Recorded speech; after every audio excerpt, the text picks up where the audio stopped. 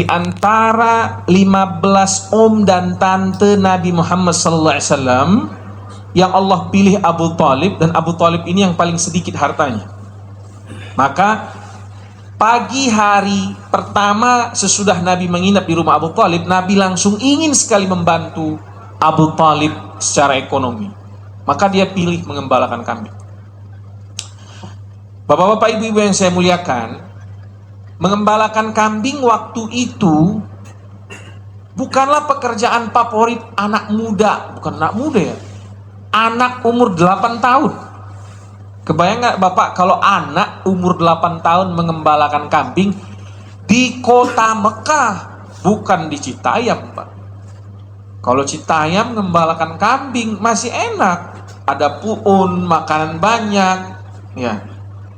Di Mekah Nabi Muhammad SAW mengembalakan kambing itu, Pak, dia harus jalan 21 kilo, 25 kilo, 16 kilo untuk mencari di mana ada lumut-lumut yang nempel di batu di sekitaran kota Mekah. Coba kebayang nggak apa yang dipelajari Nabi Muhammad SAW. Dan yang digembala bukan 2 ekor kambing, Pak, itu 1 kandang besar. Ya, dibawa 21 kilo, 25 kilo dari kota Mekah, nggak ada orang. Pada waktu itu gurun pasir Mekah isinya ular, serigala, dan hewan-hewan buas lainnya. Seorang bocah, saya sebut begitu ya, Nabi Muhammad SAW yang berumur 8 tahun itu menggiring kambing dari kandangnya menuju tempat pengembalaan. Ini makanya Nabi kita itu gagah, berani, nggak letoy, Pak. Berani betul. Dan Masya Allah, Tabarakallah, seluruh pemilik atau manajer atau atasan yang pernah membimbing Nabi Muhammad SAW dalam pengembalaan kambing, nggak pernah ada ceritanya bawa 1000 ekor pulang 900 ekor atau 999 ekor. Nggak ada yang kurang, alhamdulillah. Jika 1000 yang digembala, maka yang dibawa ke kandang kembali 1000. Kemudian Masya Allah, Tabarakallah, saat sampai di tempat gembala, dia tidak seperti pengembala-pengembala lain yang kalau bosnya nggak lihat. Biasa kan, Pak, kalau orang kerja bos kagak ada, ngapain sih dia, Pak? Dia ngopi, dia ngerokok, dia main TikTok, main Facebook, main apa enggak? Ini Nabi Muhammad SAW yang kerja dari bosnya jauh itu, Masya Allah, Tabarakallah, itu kambing satu persatu tidak ada yang luput dari perhatian Nabi kita Muhammad SAW. Dan Nabi waktu memotivasi para sahabat di Madinah, dia bilang apa? Saya ini dulu ngembalakan kambing di kota Madinah, upahnya hanya kararit. Kararit itu beberapa sen saja, kecil sekali upah Nabi Muhammad SAW. Lihat penggalan sejarah yang sebenarnya harus kita gali baik-baik dan diaplikasikan ke kehidupan sehari-hari. Ini mengembalakan kambing ini sekedar disimpan di kepala kita, kemudian sudah jadi cerita saja. Makanya saya dan kawan-kawan mencoba membuat pesantren atau sekolah ya, bagaimana agar proses mengembalakan kambing dialami oleh anak santri. Karena ulama-ulama kita yang mengkaji tentang sirah Nabawi sepakat mengembalakan kambingnya Nabi bukan sekedar gembala, Pak. Dia belajar banyak dari situ. Berani. Anak kita umur 8 tahun, jangankan anaknya, Pak, bapaknya nggak berani ngelepas anak jalan sendiri umur 8 tahun 20 kilo. Berani nggak, Pak? Anakmu, Pak, umur 8 tahun, berani nggak Bapak lepas umur 8 tahun, Pak, jalan 20 kilo? Nggak usah bawa kambing, jalan aja sendiri. Bukan cuma ini, belum tentu balik itu anak ntar 20 kilo, Pak.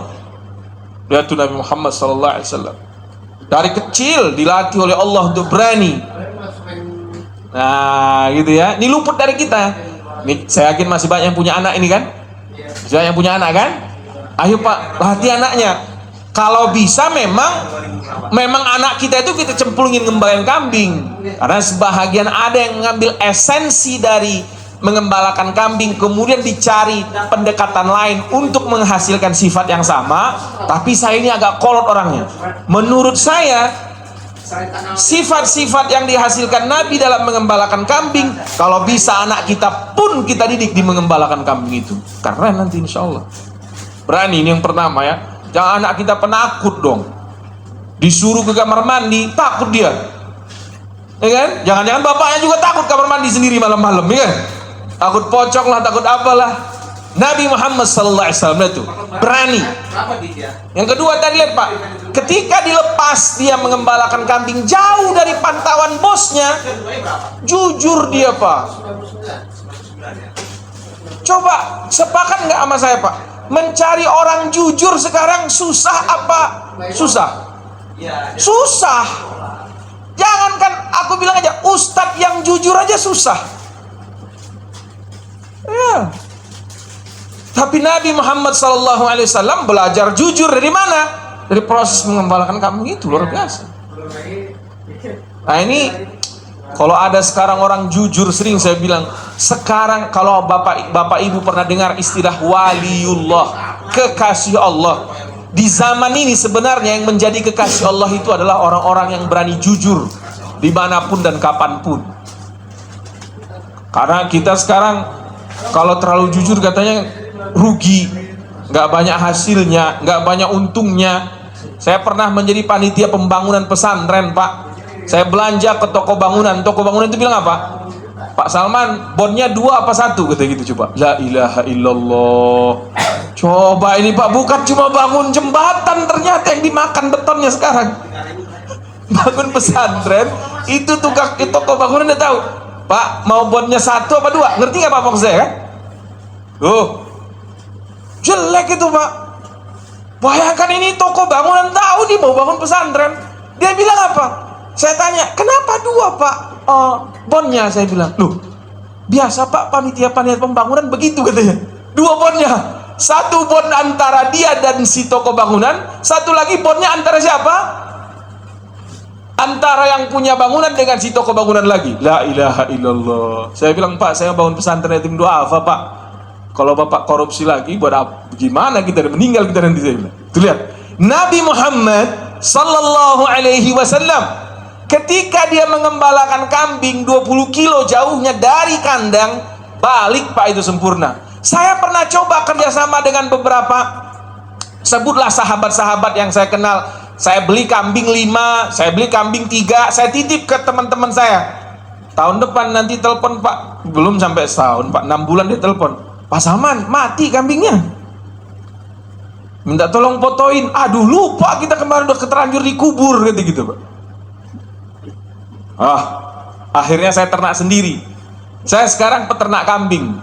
Jadi pekerjaan utama saya ternak kambing, sampingannya ceramah.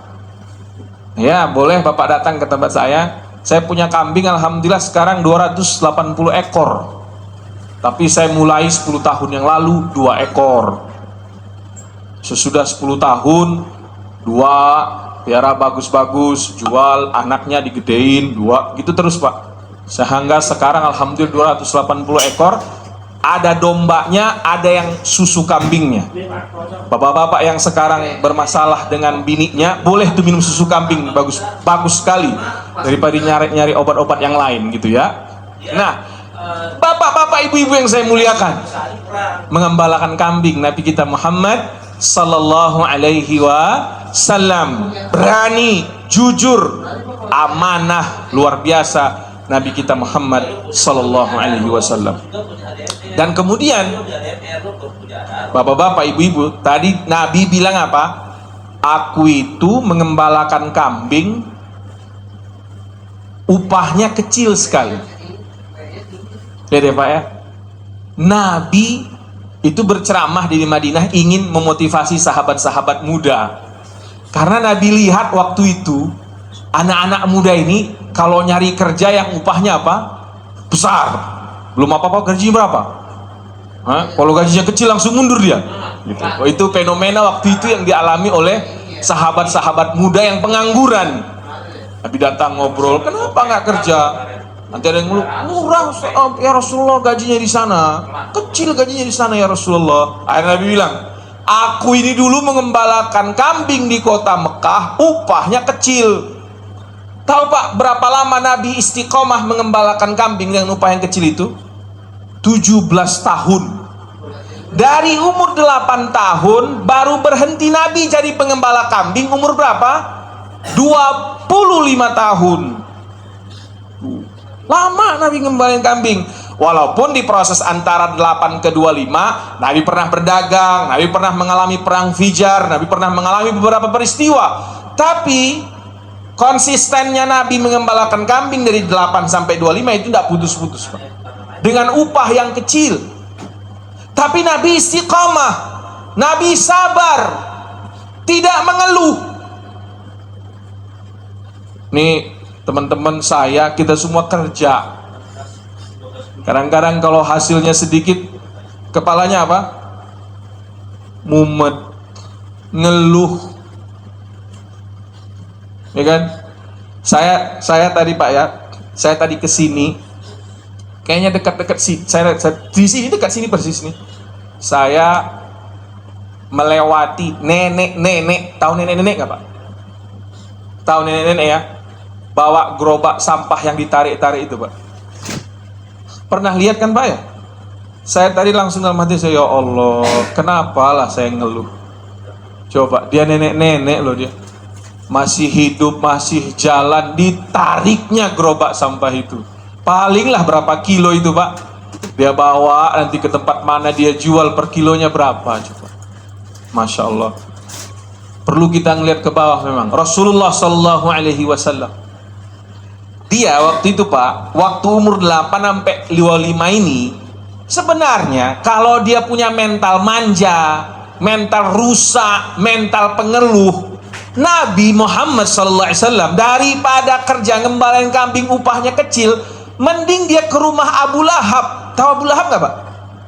Abu Lahab itu abangnya Abdullah, ayahnya Nabi, paman sekandung, tapi nggak sekandung banget, seayah dengan Abdullah, nggak seibu. Yang Abu Lahab ini sayangnya minta ampun ke Nabi Muhammad SAW. Sayang dia sama Nabi Pak. Kalau Nabi Muhammad SAW mentalnya rusak, mentalnya nggak sehat, mentalnya minta-minta, mentalnya pengeluh, daripada ngembalakan kambing, mending dia kemana? Ke rumah Abu Lahab. Om, minta duit dong, makan. Macam teman-teman kita sebahagian, puyeng dia pinjam 100 ujung-ujungnya kan? Puyeng minjem, puyeng minjem, puyeng minjem, akhirnya utang selangit. Siapa kita yang begitu di sini? Saya yakin nggak ada. Temennya ganti mobil deh, ikut-ikutan ganti mobil, ngutang lagi. Temennya beli handphone, dia ikut-ikutan ganti handphone, ngutang lagi. Temennya beli sepatu, dia beli sepatu, ngutang lagi. Ngutang semuanya. Musim sepedaan, dia ikut main sepedaan, ngutang. Musim jalan-jalan, dia ikut jalan-jalan, ngutang. Innalillahi wa inna ilaihi raji'un. Enggak begitu. Nabi Muhammad enggak ngajarin begitu. Nabi Muhammad sallallahu alaihi wasallam dengan upah yang kecil itu sabar dia Pak. Dan hebatnya Nabi, kawan-kawan yang saya sayang, yang saya cintai, di umur 8 sampai 25 yang 17 tahun ini tercatat ilmu manajemen finance-nya Nabi keren sekali. Dia punya ilmu manajemen keuangan yang bagus sekali. Kenapa saya bilang begitu? Dengan upah yang kecil itu Pak, sebagai pengembala kambing itu Pak, dia bisa menabung. Dia bisa apa? Menabung dengan baik, bukan menabung ecek-ecek. Kenapa? Di umur 25 dia diajak Abu Thalib berdagang ke negeri Syam, betul nggak? Sepulang dari situ, yang punya modal naksir sama dia, namanya Ibu Siti Khadijah. Tuh lihat Pak, kawan-kawan yang masih lajang di sini, yang lajang ini, yang lajang. Siapa yang masih yang lajang di sini? Yang lajang, sabar, sabar, mencari rezeki dengan jujur, amanah, jangan mengeluh. Tuh lihat, berani. Nabi karena jujur, karena amanah, sabar, tidak ngeluh. Allah kasih hadiah istri bernama siapa? Siti Khadijah. Ya Allah, Ibu Khadijah ini udahlah cantik, kaya, baik, soleha. Di mana coba ada lagi di zaman ini? Nggak ada lagi tuh. Itu hadiah buat Rasulullah SAW, dikasih oleh Allah Subhanahu Wa Taala. Kenapa saya bilang tadi Nabi punya ilmu keuangan yang baik sekali? Waktu dia menikah dengan Ibu Khadijah radhiyallahu anha wa ardaha, Nabi Muhammad sallallahu alaihi wasallam menikah dengan Siti Khadijah gentle, Pak. Bukan sebagai laki-laki yang karena dapat janda kaya raya lantas ngelendot aja kerja, enggak. Dicatat oleh sejarah, Nabi Muhammad sallallahu alaihi wasallam memberikan mahar kepada Ibu Khadijah berapa? Ishruna bakrah, 20 ekor onta. Kau waktu nikah berapa maharmu, Pak? Seperangkat alat sholat dan berapa gram emas? Saya ingat nggak? Kalau Ibu Khadijah maharnya 20 ekor onta. Kalau seekor onta itu 40 juta, maka berapa maharnya Nabi, Pak? 800 juta. Ente berapa maharnya kemarin waktu kawin? Berapa? Ada 800 juta. Pesta, rumah, apa semua nggak nyampe 800 juta mungkin. Kalau saya, tuh. Lihat, pandai kan Nabi ilmu keuangannya. Jadi walaupun pemasukannya kararit nggak besar, tapi karena punya manajemen keuangan yang bagus, uangnya tersimpan dengan baik. Ini kita nggak punya, Pak. Kita ini latah. Disuruh sedekah pelit dia. Tapi giliran beli yang nggak ada gunanya, ya ilaha illallah. Belum lagi akhir-akhir ini ada yang menghabisi duit masyarakat Indonesia namanya slot. Mudah-mudahan di sini nggak ada yang ikut main-main itu. Barang haram yang udah jelas-jelas haram dimainkan pula sama orang kita ini. Inna lillahi wa inna ilaihi raji'un. Ada dulu ustaz-ustaz kita ngelawan porkas, ngelawan togel, ngelawan apa. Sekarang datang namanya slot, dikirain dia baca Quran, main handphone apa, rupanya main judi dia di situ, habis uangnya. Tuh, saya yakin ini nggak ada yang main-main begituan. Janganlah kita ikut-ikutan ya. Tapi Nabi Muhammad SAW bukan karena tidak main judi, tapi punya ilmu pengaturan uang yang sangat baik Nabi Muhammad SAW. Jadi walaupun dia pengembala kambing, tapi pas mau menikah dengan Bunda Khadijah, dia maju sebagai laki-laki yang sangat terhormat, mampu memberikan mahar kepada istrinya 20 ekor onta. Walaupun nggak sendiri Nabi di situ ya, dibantu oleh paman-paman yang lain. Bapak-bapak, ibu-ibu yang saya muliakan, mengembalakan kambing peristiwa masa kecilnya Nabi Muhammad Sallallahu Alaihi Wasallam. Saya mengajak kita dan mengajak diri saya sendiri mempelajarinya, kemudian mencatat karakter nabawi apa saja yang muncul di sana. Ini yang kita bangun ke anak-anak kita. Terutama gini, Pak, saat memilih sekolah pun untuk anak-anak kita lihat ada nggak sekolah ini punya program nggak membangun akhlak-akhlak yang muncul dalam diri Nabi Muhammad Sallallahu Alaihi Wasallam saat dia mengembalakan kambing. Sekarang sekolah berlomba-lomba punya piala, berlomba-lomba menang kompetisi. Itu benar juga, nggak salah itu ya. Tapi ketika lomba kompetisi diutamakan, akhirnya akhlak anak kita jatuh, akhirnya akhlak anak kita hilang, itu berbahaya. Sekarang akhlak anak-anak kita mengkhawatirkan, apalagi menghadapi bangsa, negara, kondisi masyarakat yang semakin jauh dari akhlak. Nah, siapa bentengnya? Kita ini terutama ayah, Pak. Kita ayah ini walaupun bertemu dengan anak sore sesudah pulang dari kantor, saya ngajak ini Bapak ya, pulang taruh dulu handphone, Pak. Kantor ini taruh dulu. Berbincang-bincanglah dengan anak, terutama jika anak masih SD, SMP, SMA. Berbincanglah dengan mereka. Tadi coba lihat Pak, berani, jujur, amanah, sabar. Itu tadi yang 4 yang kita lihat kan. Belum kalau lihat leadershipnya Nabi Muhammad SAW. Itu kita yang bangun Pak. Dengan ngobrol, jangan menggurui juga. Ngobrol santai. Maka kita harus punya program ngobrol. Kalau perlu ada permainan-permainan apa, permainan-permainan tradisional ala-ala kita zaman dulu, bapak-bapak kita, ada beberapa permainan yang layak kita tetap ajak anak-anak kita main. Kenapa? Ke depan ini, era ke depan ini Pak, nanti dengan 5.0, dengan adanya internet, dengan adanya kecanggihan-kecanggihan AI dan lain sebagainya, ini nggak bisa Pak dihadapi anak-anak dengan matematika yang pinter Pak. Nggak bisa. Bahkan di ilmu kepesantrenan, kalau dihadapi dengan hafalan Quran saja pun saya masih ragu itu. Ragu saya.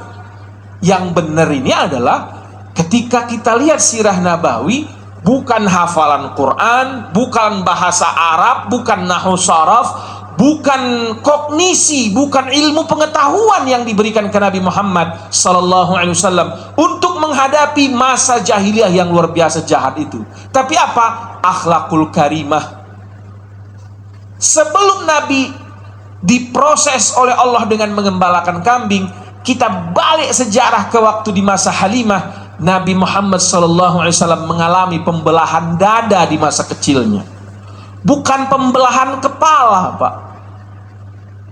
Kalaulah pembelahan kepala yang terjadi, kemudian otaknya Nabi diangkat, dicuci, dibersihkan, dimasukkan berbagai ilmu pengetahuan, maka kita sepakat ilmu pengetahuan yang harus kita depankan. Tapi sejarahnya Nabi Muhammad SAW yang dibelah itu apa? Dadanya, diambil isi dadanya, hatinya yang diambil, dicuci, semua potensi kesyaitanan dibuang oleh malaikat Jibril dan Mikail, dan semua potensi baik dimasukkan oleh Jibril dan Mikail. Jadi mengembalakan kambing intisarinya akhlak, ya. Dada Nabi dibelah intisarinya akhlak. Coba kita sebagai sebuah penutup, 5 menit lagi waktu kita ini. Nabi dilahirkan yatim, memantik akhlak ketika Nabi ditinggal oleh orang yang dicinta. Yatim lahir, Allah bikin dia disusukan oleh Halimah jauh ke Taif. Makkah Taif itu Pak 130 km. Di zaman itu jauh sekali. Dipulangkan ke ibunya Aminah, hanya 1,5 tahun bersama ibunya Aminah Pak. Umur 6 tahun Nabi, Aminah meninggal. Ayah meninggal, disusukan ke Taif, Aminah meninggal, kakeknya pun yang berpotensi akan sangat menyayangi Nabi Muhammad SAW meninggal dunia juga, dibikin oleh Allah SWT. Semuanya itu apa? Latihan sabar Nabi Muhammad SAW. Ayah meninggal, disusukan jauh, ibu meninggal, kakek meninggal, dipilih di antara paman yang paling sedikit hartanya, mengembalakan kambing sampai 25 tahun. Sabarnya Nabi Muhammad SAW diuji betul oleh Allah SWT.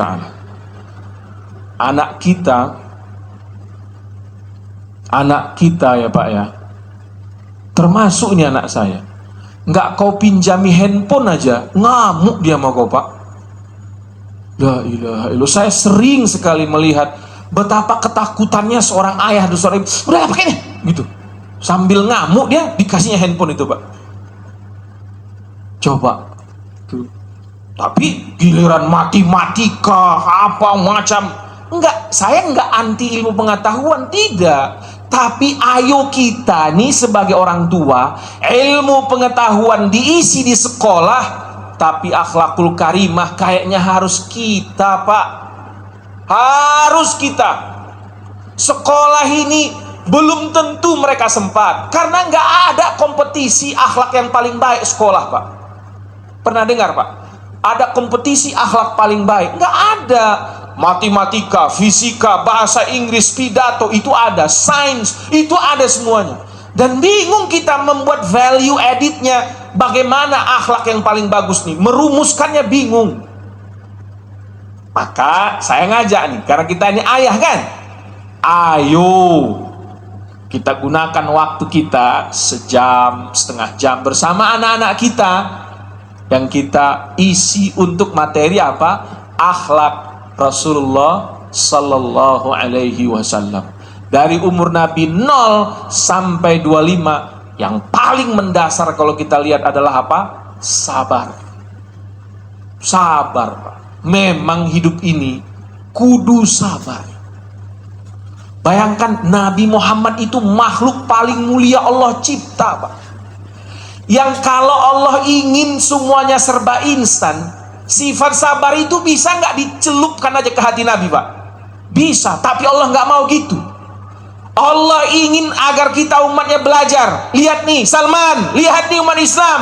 Nabi Muhammad saja pun 25 tahun belajar apa? Sabar. Udah berapa tahun kau sabar? Paling saya termasuk nih, karena saya orang Medan, Pak. Pernah nemu orang Medan penyabar nggak, Pak? Pernah nemu orang Medan penyabar? Kalau orang Medan penyabar, Metro Mini itu nggak naik trotoar dia, Pak. Betul nggak? Udah nggak ada. Ya betul, udah nggak ada. Iya, makanya kajian hari ini panahnya ke saya. Karena saya diciptakan Allah orang Medan, yang kebetulan orang Medan nih, kalau ada orang Medan di sini pasti sama dia, sumbunya pendek kayak aku juga, nah gitu. Belajar sabar kita. Tapi bukan orang Medan saja, seluruh umat manusia ini memang yang paling kita butuhkan apa? Sabar. Nah, sekali lagi, Nabi Muhammad sallallahu alaihi wasallam belajar sabar berapa tahun?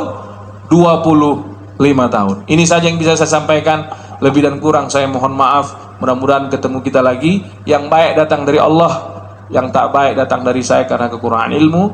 Wabillahi taufiq wal hidayah. Mohon maaf atas segala yang salah. Semoga kita semua berkah, semoga semua kita diberi hidayah oleh Allah, dan semoga Palestina dimerdekakan oleh Allah SWT, dan semoga negara kita ini mendapat pemimpin yang baik insyaallah. Ala hadhihi niyah wa likulli salihah wa ila hadratin nabiyil mustafa sallallahu alaihi wasallam. Al-Fatihah. أعوذ بالله من الشيطان الرجيم. بسم الله الرحمن الرحيم. الحمد لله رب العالمين الرحمن الرحيم مالك يوم الدين إياك نعبد وإياك نستعين اهدنا الصراط المستقيم صراط الذين أنعمت عليهم غير المغضوب عليهم ولا الضالين آمين. Subhanakallahumma wa bihamdika asyhadu an la ilaha illa anta astaghfiruka wa atubu ilaik. Assalamualaikum warahmatullahi wabarakatuh.